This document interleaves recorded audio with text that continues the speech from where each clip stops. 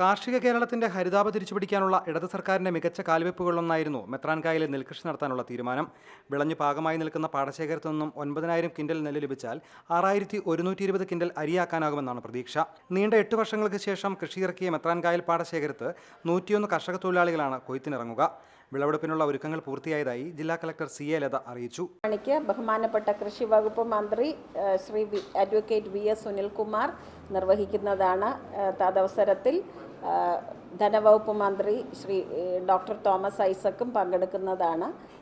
ഈ മെത്രാൻ ബ്രാൻഡ് അരിയുടെ വിതരണോദ്ഘാടനം ലോഗോ പ്രകാശനവും നടൻ ശ്രീനിവാസൻ നിർവഹിക്കുന്നതാണ്. മെത്രാൻകായൽ നികത്താനായി റിയൽ എസ്റ്റേറ്റ് മാഫിയയ്ക്ക് അനുമതി നൽകിയ നടപടികൾ ഉൾപ്പെടെ കഴിഞ്ഞ സർക്കാരിന്റെ കാലത്ത് വൻ വിവാദങ്ങൾക്ക് കാരണമായിരുന്നു. ജനകീയ പ്രക്ഷോഭത്തിലൂടെ മെത്രാൻകായൽ സംരക്ഷിച്ച് കർഷക തൊഴിലാളികളും വിവിധ സംഘടനകളും ചേർന്ന് കഴിഞ്ഞ നവംബർ 10-നാണ് കൃഷി ഇറക്കിയത്. അരിക്ക് ഇതര സംസ്ഥാനങ്ങളെ ആശ്രയിക്കുന്ന സംസ്ഥാനത്തിന്റെ ഭക്ഷ്യശേഖരത്തിൽ വൻ മുതൽക്കൂട്ടാകും മെത്രാൻകായലിലെ വിളവെടുപ്പ് എന്നാണ് സർക്കാരിന്റെയും പ്രതീക്ഷ. റിപ്പോർട്ടർ, കോട്ടയം.